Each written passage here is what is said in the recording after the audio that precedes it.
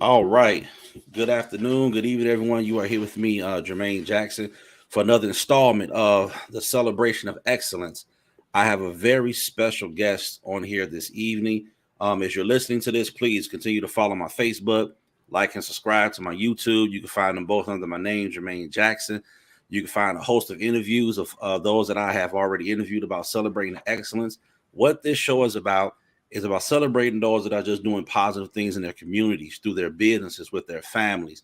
Whatever it is that they're doing, I believe that they're doing something that is affecting the lives of those around them, and it needs to be highlighted. Not saying that it isn't, but I just want to bring more people to the forefront of getting to know them.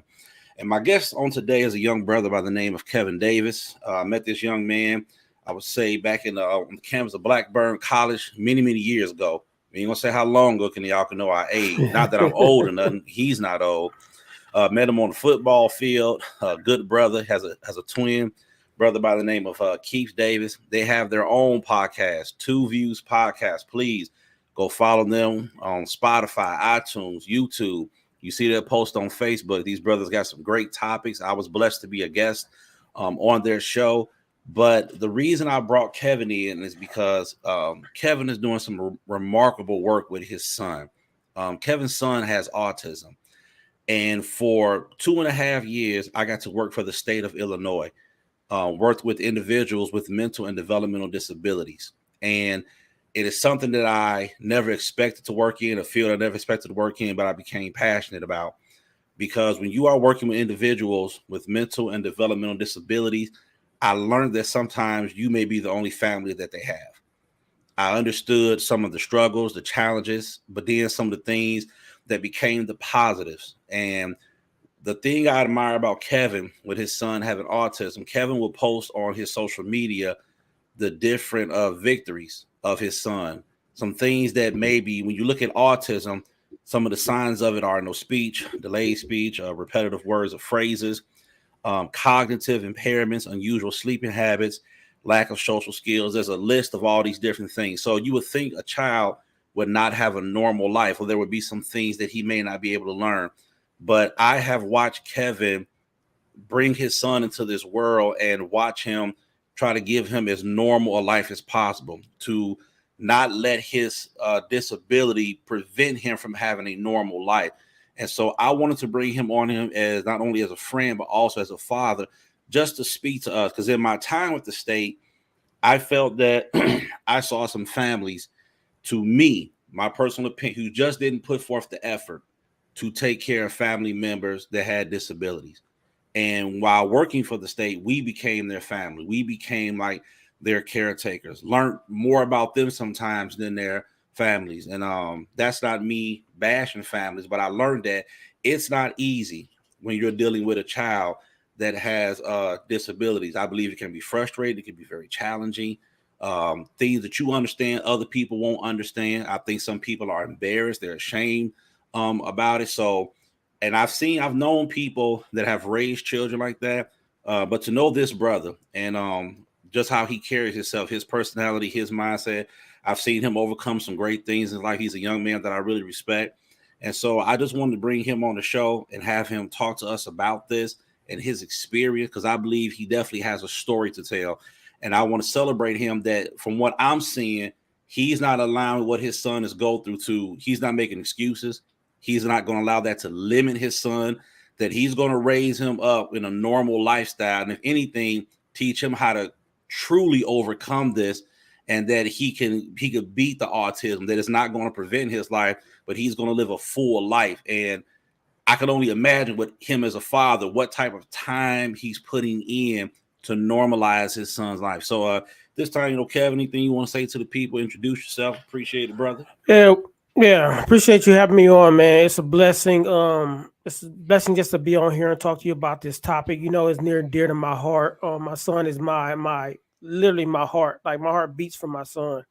And to for him having autism and wanting to discuss what autism is, what how it affects people, and how we should go about our daily routines. We have someone with autism, how we should move and act and carry ourselves for them and for their betterment. So yeah, I love being on here talking about this topic, and I just appreciate you. Thank you, sir. Before we get into the talk about your son and autism, if you all see the Lawrence Taylor jersey in the back with Kevin, Kevin is a very avid athlete, former coach, high school athlete, all the way from Peoria, Illinois. So definitely want to show much respect to Peoria. A lot of great people from out of that city. Played his college football at Blackburn College and Eureka College. Is an inductee of the Eureka Athletic Hall of Fame. So when I seen them post that, I was like, man, I ain't never known nobody this close that made it into the Hall of Fame. You know, that's a Yeah, big deal right there. So great just achievement, man. so definitely want to always give recognition to those because I want to let people know something for y'all that got kids out there. If any kids listening, everybody ain't going to the league. Everybody ain't going D1, but they are D2, they are D3s, and you can go and be competitive. And if anything, get your degree, get your education. Yep, You know, that's maybe the play key. some semi-pro. Got the XFL, USFL. That's a talk I have with my son all the time. But this young man, he went to Eureka and dominated. One time, was leading the nation in sacks at the linebacker position from a D3 school and was laying the wood on people. I seen the video. Yes, So to be yes, at a sir. D3 school leading the nation in sacks, that's a big deal. So his former college didn't recognize his talent. We don't have enough time to get into those conversations. Yeah, We could one talk day. about that another day. But I just wanted to put that out there that you can have success at other levels and be respected as an athlete and a coach. And I hope in the near future I can have him and his twin brother on here to talk about some of those things because these young men have impacted the lives of other young men when they were coaches. And hopefully we're going to get them on here again and talk to them about that because I believe we need more coaches like them that are not just coaching our young men about the actual sport, but about teamwork, sportsmanship, leadership, how to be young men. So being more than a coach, being a mentor, because you all hear me say it many times. Many of us don't have, a lot of young men don't have fathers.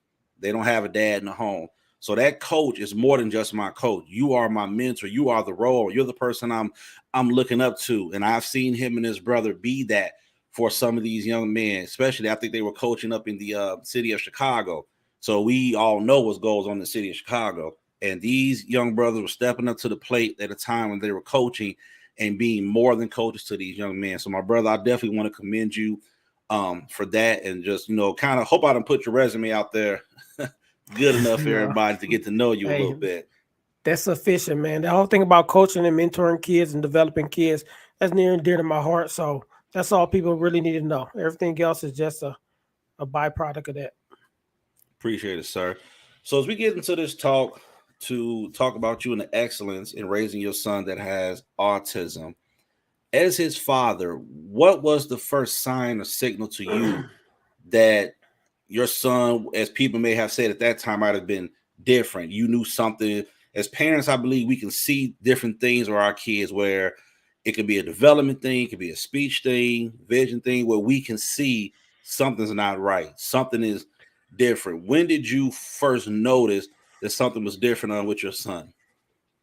Now, I have to be completely honest. I didn't recognize it. So I feel like especially in a black culture, when we see like certain issues with our kids, especially when it's like delayed speech or they can't do certain things, oh, they'll grow out of it, right? That's the first thing we say, they'll grow out of it, right? And that was my mindset with my son. He wasn't speaking that many words, and it was like he'll grow out of it. But his daycare actually was like, you guys should might look into get him tested for autism, and it kind of offended me, right? Like my son don't have autism. Mm, Like, what you mean? Get him tested for autism. Like he's not speaking. He should be saying more words and things like that. But we got him into speech therapy. But still, they were like, just go get him tested for autism. And so we went and got him tested for autism. So I didn't really notice, or let me not say I didn't notice.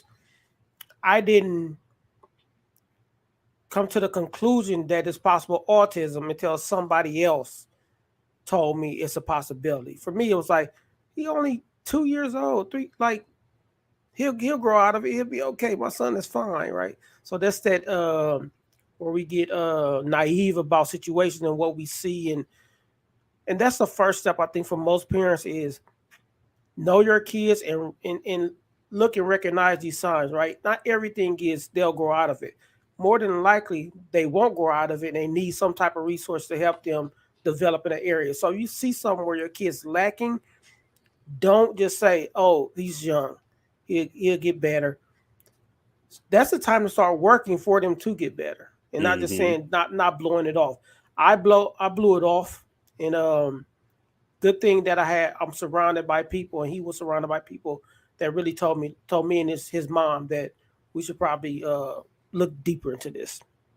So Okay. Now you also said when they first told you should get them tested, you were offended. So can you speak to that and why the maybe your first emotional feeling was you were offended in that moment when they suggested you get a testing for autism? so it's almost twofold. One of the reasons is because I saw other kids that didn't do those things, right? They weren't moving that way, they weren't speaking, they weren't comprehending certain things. Right. He's just a young kid. I thought this how young kids are, and some of them got to develop and get to that point. I see other kids in the same aspect who those kids also have been on the spectrum also. But when I see other kids are doing the same thing Caleb is doing, it's like, what are you talking about? But then on the other side is like you stated before we started this, I'm a football coach. I'm a football minded person. I love sports. I love being active. So as a father, my first thought process when I had my son was, he gonna be just like me. He Mm. gonna be in all the sports. He gonna be smart. He gonna da da da da da da da. But then when somebody tell you your son has autism, Mm-hmm. I took that person like I'm offended. Like my son's gonna be phenomenal. My son's gonna be great. My son's gonna be the smartest person. He's gonna be the next president of the United States. He's gonna go play in the NFL. I'm gonna train. But what runs through your head is, okay, if people with autism, they're limited. They can't do certain things. They're not like other people. So you're trying to say my son is not gonna be a typical person? You said my son is atypical? I got real offended because you know me. I'm a strong will like type of dude, a strong like Mm-hmm. power like. So when you hear that, it's definitely for men. When we hear that, women are a little bit different than us because when they hear, they're like, they want to figure out what's going on. Men, we're so stubborn and want Absolutely. our vision to go through that we just get offended by these things and we just take them the wrong way. So yeah, I was super offended. Like my son don't have autism. My son is, he just need a little bit of work, right? He's smart as a whip, but yeah, he doesn't speak that clearly and he don't comprehend certain things, but you know, all in time. But yeah, definitely was offended. Totally offended. Understandable. So as you said that being offended, and another thing you mentioned is that, especially in our culture as African Americans, one of the terms we'll say, they'll grow out of it. They'll be okay. What do you can you explain from your perspective why our response is that as people as African Americans? I've known some people that and friends of mine who've had children where there were some notable signs of something's not right. Of course, they don't know what it is. Tell them go get tested. And I've met other men. Man, I might get my kid tested. My kid gonna be this and that. Even knowing in their history when they were young, they had some learning issues or disabilities. But well, my mama didn't take me to get tested. I turned out fine. Okay, that was you. But now your child has something going on. So you just gonna see, you gonna roll the dice, see if they gonna get over it like you did, or you gonna get them tested. Why is that sometimes the response you think in our African American culture that oh they'll grow out of it instead of us saying hey let me go run them get these tests and just make sure or to see if something is seriously wrong with my child.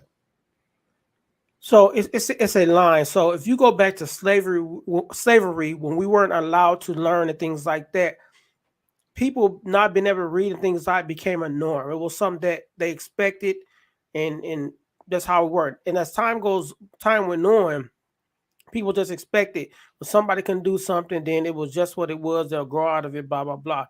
But I think when you get to now, when there's resource, and that's nothing, there weren't a lot of resources Mm-hmm. back then. So as time going on, the resources have gotten a lot. Like right now, resources are phenomenally better than what they were even 10 years ago. Very true. Even the research is more up there.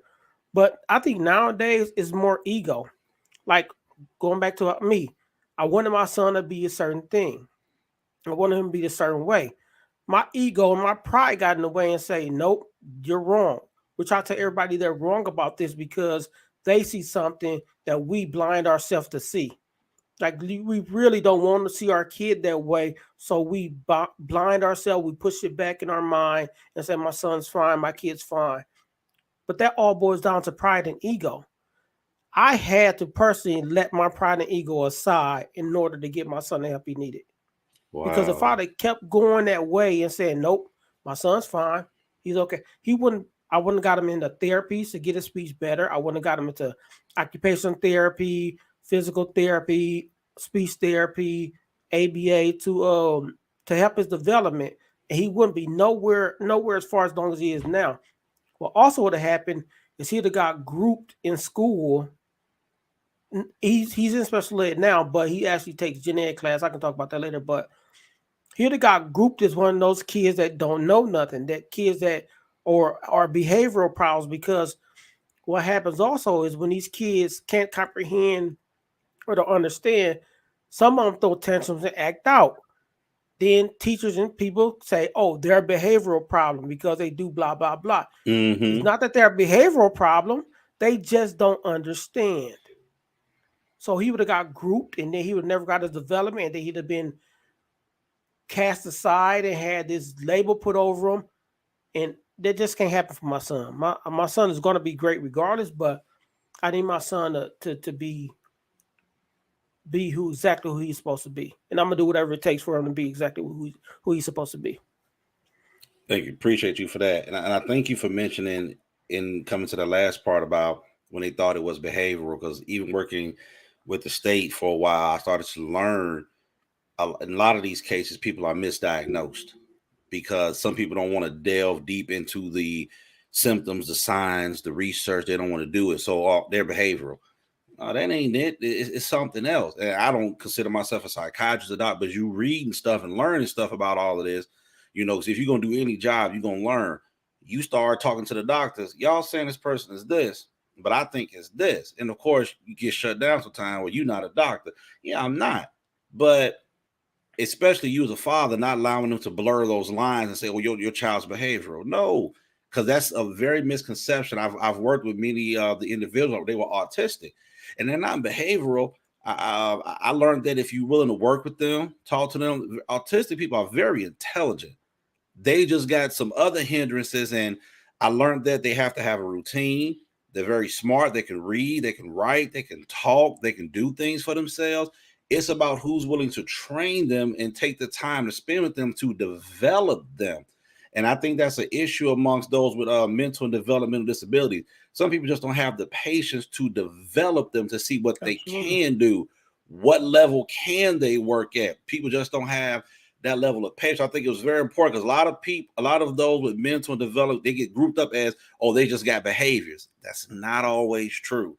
So that was great that you mentioned that you didn't allow them to group your son into that category. Because to me, that it's just so personal. I just hate when they got a behavior problem. No, it's something else. Maybe something we're not No, providing them that's causing them to react. yeah, they're not behavioral. They're just frustrated. They just Mm-hmm. frustrated. They need or want something or need to say something that they can't communicate or say, and when you don't get them, they get frustrated. So it's not behavior at all. It's just frustration. Very good. You Very got to good know the statement. difference. So now, as we continue to talk about this, when you now found out that your son has autism, you talked about your pride, your ego.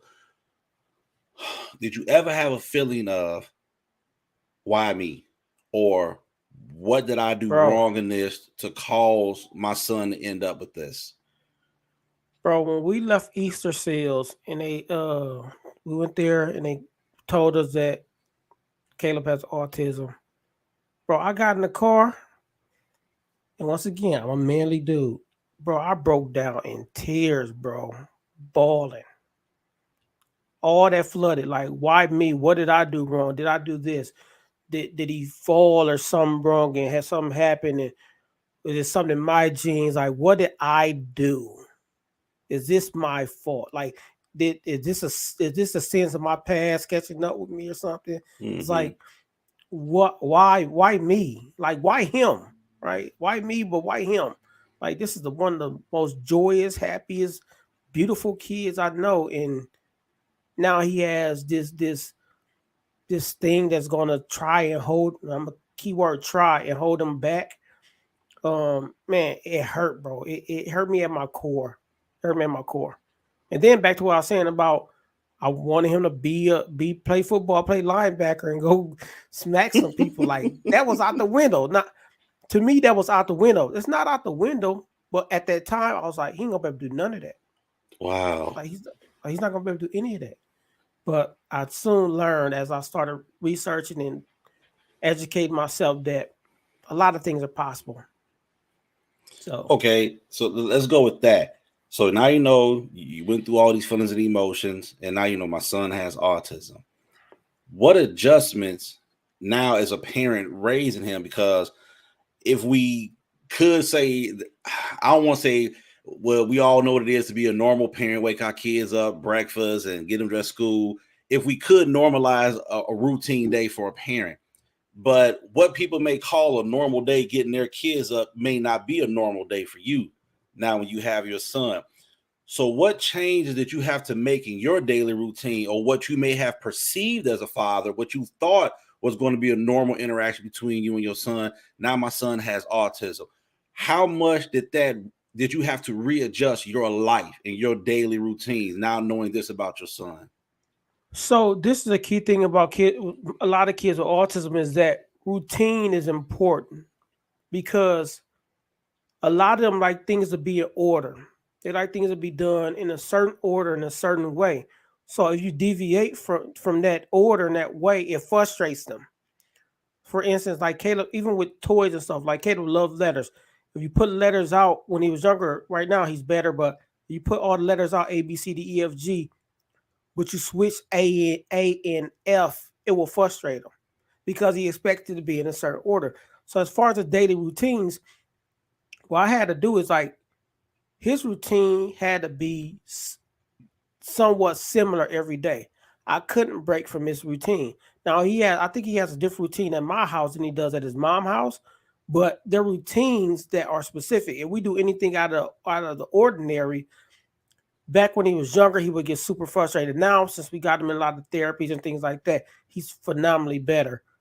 But it had to be in a particular order. Like he had to first wake up, and whether it was brush his teeth, let's say brush his teeth, he had to wake up and brush his teeth every day, then eat. Or if it was Mm-hmm. wake up, eat, then brush his teeth, he had to do it in that order. It had to be in that order. So that means for your life as a parent, what happens is your life becomes more structured, right? Because now you have to structure around him. You Okay. just can't go off on a whim and do whatever you want anymore.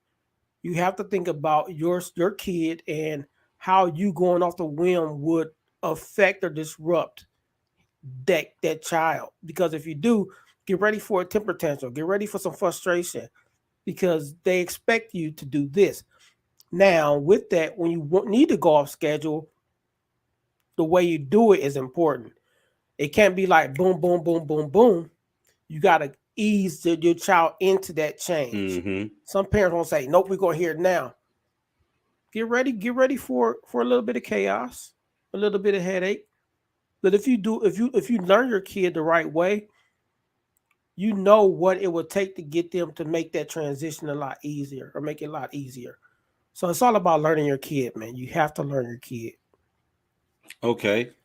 And so in learning him, can you share with us some of the challenges you've had in that process? From what I've seen, I think, of course, you've probably grown. You're probably dealing with it a lot better than what it was at first. That's like if we have anytime we dealing with a kid, like I got two, they're both teenagers.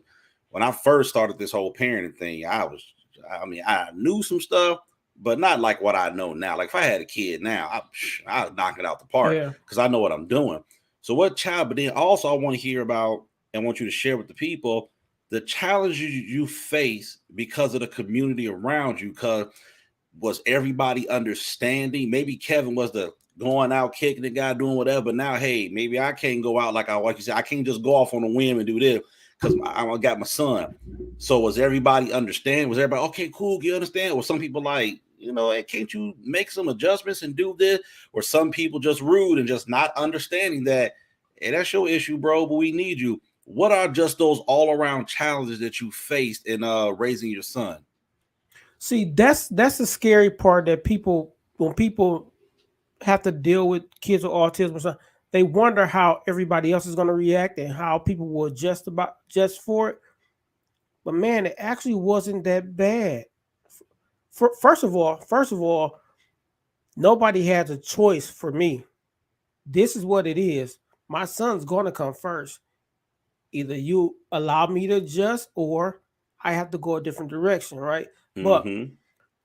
my friends, my job, they all was like, okay, cool, we got you. Whatever you need, we supporting you. We can adjust. So that's one fear a lot of people have is like people won't understand. You'll be shocked. You'll be shocked how quick people are to understand your situation if you present it the right way. If you educate yourself, like this is what my child's going to need. I need y'all to see that and understand that and and adjust with me. I want to do whatever I can for everybody, but understand this is my situation. But yeah, I was shocked at how quickly and easy people were like, okay, we're gonna support you, we got you. Especially my job. Like Mm-hmm. my job is so supportive. Like, Kevin, you need to leave early, go do something. Okay, go. So you would be shocked at how support. Now, there are some jobs that have people that are a-holes. They are, right? They're like, nope, you gotta do your work and Bob. But if that's a job you work at that don't understand this situation, you at the wrong job.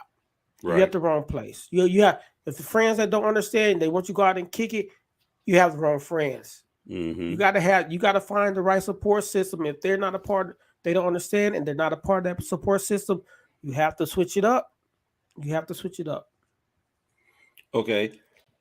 Now, and with that, and thank you for that, talking about. I'm very glad to hear that acceptance did come.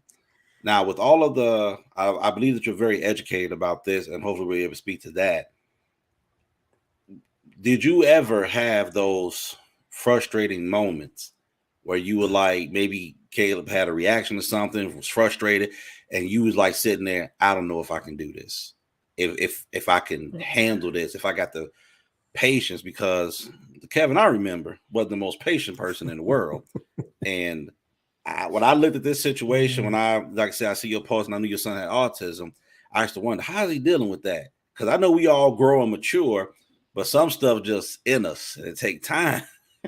Yeah. So how did you, if you had moments like that, how did you deal with that? Because I could imagine the frustration that could come with that. And I believe your patience got better. I would like to hope after almost 20 years, Oh your yeah. patience is a Oh yeah. lot better. But like you saying, you're battling that. I want my son to be this, or I picture in my mind, I'm trying to work with him, but I'm frustrated because he's not getting or this. I'm doing my best. How did you deal with those moments and overcome them and even mature and progress to where you are now in dealing with your son? Yeah. First thing I want to say is people need to know that the autism spectrum is huge. Like it's a vast spectrum. I'm fortunate my son isn't too high on the spectrum. Mm-hmm. He has a lot of issues, but there's some people that are severely autistic. Where I know the people, the family that has to manage them, and even like you with the state, some of those people get dropped off with the state, and um, I know it's very difficult. But there has been than more times than I can say where there were times where it's like this is too much, like it's too much, like but man, that's why I'm glad I got a strong faith, man. That's why I'm Mm-hmm. glad I got prayer, bro. That's why I'm glad I got a family and a community that I can call and talk to that can support me and guide me and yeah, because I'm telling you, it's some days where he have back when the younger when it was really frustrating.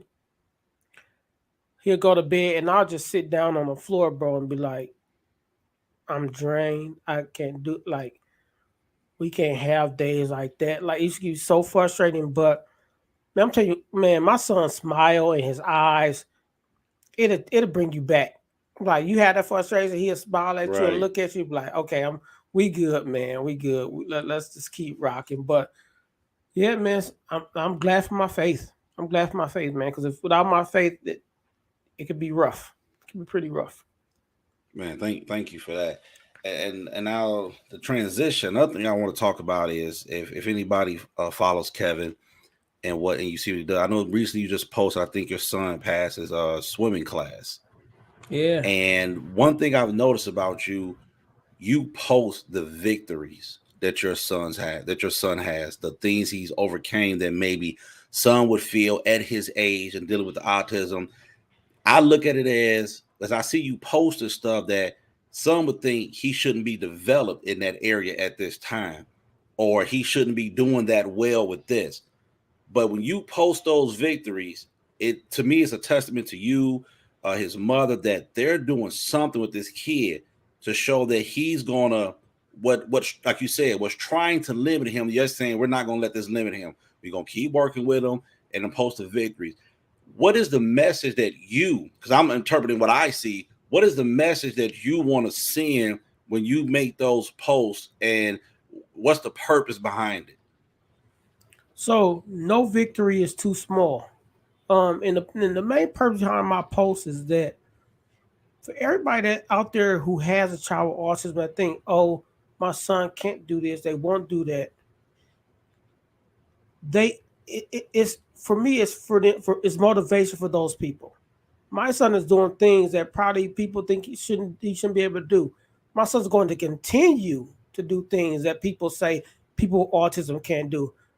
My son is going to be a great man, no doubt about it in my mind. So I'm going to post every victory. I'm going to post everything. So those people who having a hard time, like you saying, like the frustrations people have right now with the young kids having that frustration, you can look at what my son doing and say, you know what, my son can do it too.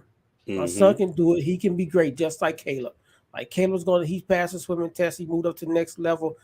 My son can do it. My son was started off in special ed in the first grade, and they decided half of the year to move him half time into the general ed class Wow. because he was he was he was outpacing people. What's crazy about that is that when he got into the gen ed class, they say he's the best reader in that class. He's the best Mm-hmm. person at math in that class. He's the best in gen ed also. So to think that your kid, because they have this disability, they have this hindrance, there are victories that you can hang on to. There are gonna be times where things aren't as great, but there are victories that you can hold on to and your child can hold on to that's like a stepping stone for each level, each day, for them to hold on to and grind and become the best they can be, and not allow autism to be this weight on them. It can be something they can use to catapult themselves into greatness. They can be great. They can have autism and be great. I just saw an article about this guy who's about to be a professor of first black professor of a college. Elon Musk is on the spectrum. Like we can be our autistic kids can be great. Don't Mm-hmm. limit them, man. The smallest things are important. Let them hang on to that. Let them go. Autistic kids also love praise. So even on small things, every time Caleb do anything, I clap and praise him. He loves it, and that makes him want to do it again or do something Mm-hmm. more. So you just gotta find those victories, man. Hang on to them. I love it. Man, appreciate it, bro. That's definitely informational for those that are not educated about those that have autism. And thank you for your post and what you're doing. I believe that it is touching others and inspiring them, and we need to know that. Like I said, I just want to commend you and his mom for what you're doing with him, because I know that job isn't easy, and it's, you may not get the acknowledgement that you deserve for it, but that's one of the reasons why I want to bring you on the show Yeah. to celebrate the excellence that's in it. And I like the positive affirmations, what you're declaring and decreeing is going to happen in your son's life, because our words have power. Yes, they And do. no, that's showing us that, yeah, my child may not have autism, they may have this going on, but I'm going to continue to speak into your life what you're going to do, what you're going to be. And I'm not, no matter what my eyes see, I'm gonna keep speaking it and declaring it, and I believe it's going to manifest. And every time I see them post, now that I'm hearing you talk, I'm like, it's manifesting right before his eyes what he said his son is going to do, man. And that's great. So that's very important to every parent listening, that no matter what you're doing with your kids, keep speaking positive, keep declaring and decreeing it Yep. that it's going to happen. Our words, the power of life and death is in our tongue. If we keep speaking and keep working with our children, it's going to happen. It's going to turn around for them, whatever they may be limited by, no matter what it is. We got to speak it into their life and let them know. And then when they have those victories, praise our children. Let's not just overlook it like, oh, that's just a little something they did. No, make a big deal out of it. That's helping that child to say, I can keep doing it. I can go above what I just achieved. If mom and dad praised me for this, I can do it again, but I can do even more. So man, you dropping a lot of nuggets here for us. I know we Yeah, talking about author, but man, you helping us, man. my son, he can't leave my house without reading affirmations. Like I have affirmations on my wall. Like he has when before he heads out to school, he has to read affirmations. I am That's what's confident. up. Like he has to read his affirmations. So I want him to build that confidence in himself. And I just want to say one quick thing going, like you mentioned, like me and his mom are doing a great job. For people out there with kids with autism, teamwork is the best thing you can have, man. So even if you're not like me and his mother aren't together, but our one driven goal is Caleb. You don't have to be with a person to make sure your son or your daughter have what they need. But if you team up together and your focus is your son, you can change that kid's life. And that's a kid with autism or not with autism. Well, Mm-hmm. speaking specifically for autism, um, me and his mom focusing on him alone and his development and getting on the right things and putting him in the right places. I promise you, that's what's catapulting him even farther because we're a unit and having a support team around you is key. So if you don't have a support team, find it. They don't have to be a mate. It could be a sibling. It could be a friend. Find a support team and just surround your kid with all the support he or she needs. That's what's up. Thank you, sir, for bringing that to the light. Also, thank you for that. Now, a couple more questions, man. Then I'm gonna let you go, man. I've enjoyed this interview, and I appreciate you for sharing. As being a former athlete, coach, and still a very person that's deep into football and sports.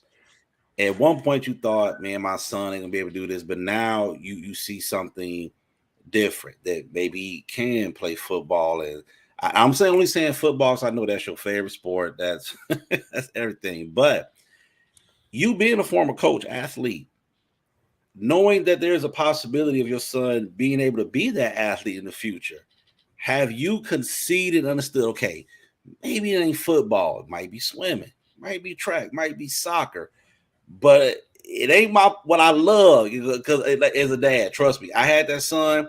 My son started out with baseball, skateboarding, and in my heart, I didn't like none. Man, he's supposed to be on the grid. I Yeah. tried hooping for a while. I said, okay, I can get with hoop. I like basketball, but ultimately, but it's somewhere on his own. I never made him. You gonna play? I just had to wait.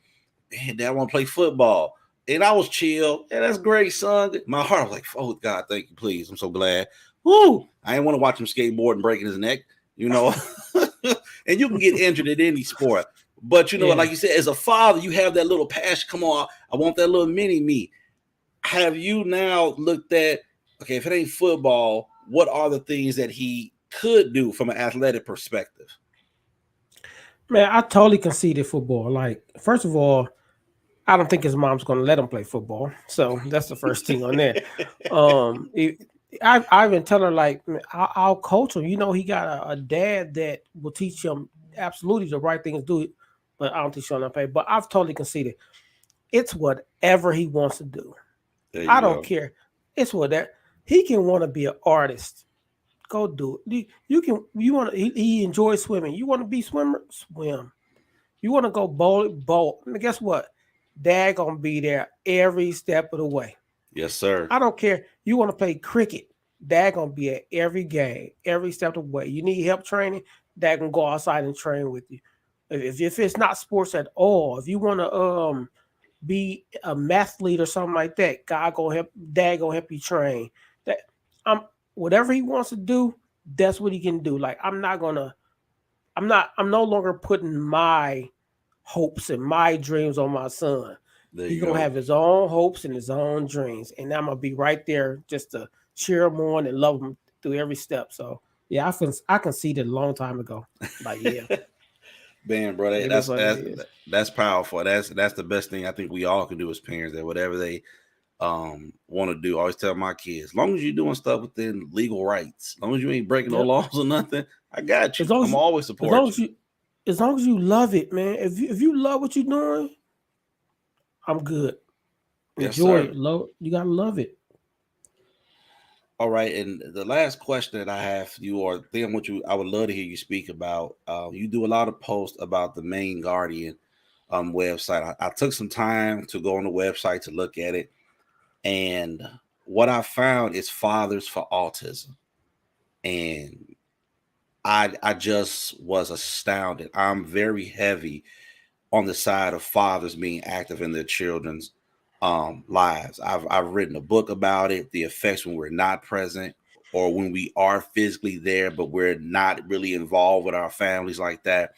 Um, we have so much purpose in our children's and our family lives, and some of the issues we're having with our generations and our children, our family, because the fathers are not present, the fathers are not fulfilling their role. So when I was looking on the Main Guardian website and seeing that it's Fathers for Autism, I just was like, man, this is what we need more of.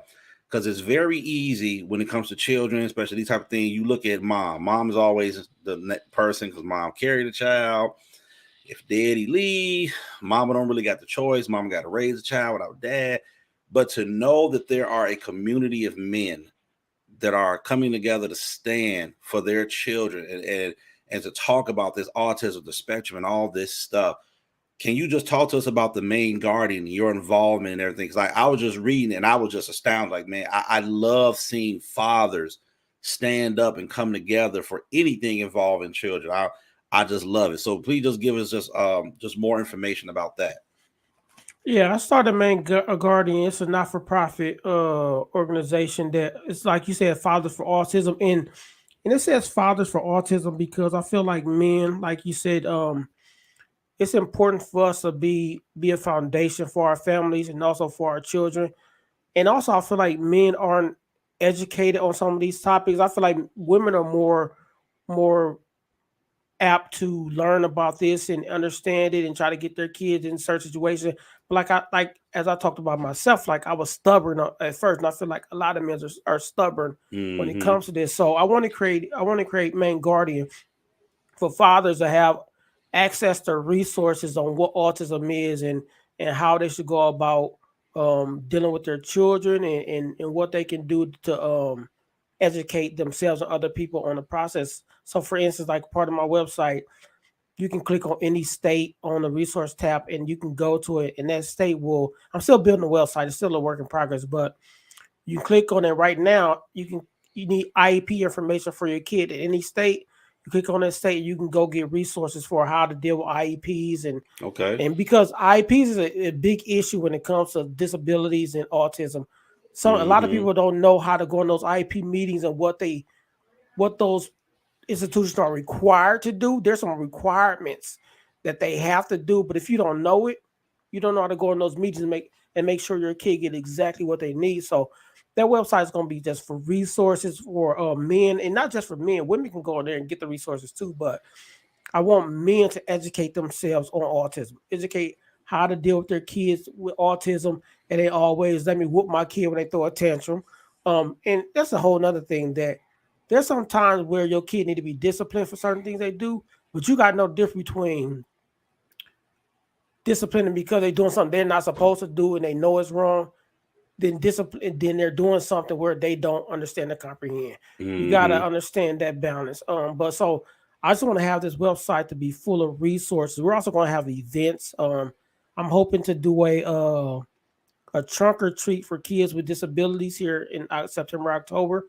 Okay. I want to do that. I want to do a walk, and I also want to do this thing where I want to have quarterly man caves, right? So men who have kids with autism or disabilities can get away from the house and come chill and hang out and like relax a little bit. So I want to plan these events for men and also a couple for women to where they can get their mind off things, but they can also get resources. They can understand processes and what they need to do going forward. So It's 100% an organization to help better educate people on autism, men especially. And I'm looking forward to it growing, man. I hit the ground running with all this stuff, and I don't plan on stopping no time soon. So Man, wonderful, man. That's beautiful. So, man, as we get ready to end this interview, man, is anything you want to tell the people about whether it's Main Guardian, about the podcast, where they can follow you at, what they can be looking to? I know you just said some stuff with the Main Guardian could be coming up. Anything else you want people to know about you and everything that you're doing? Because it's more than just that. But I'll let you yeah, speak to it because I try to follow everything that you got going on. You yeah. got a lot of great stuff going on in your life. Yeah, I want just the main guardian. Like if you find in your heart to want to give to main guardian, you can go on there and give to us. We're gonna need resources to do a lot of these things that we want to do. So it's maneguardian.com. Uh, so like a lion mane guardian.com. You'll see in the logo the lion mane. But um, we need all your support. If you got any questions or anybody that's dealing with autism, you can email us and send them our way, and I can give them resources on what they need to do and how they what routes they need to take with their children. But also you mentioned Two Views Fuse podcast. So you want to check us out, like you said, YouTube, Apple, Spotify.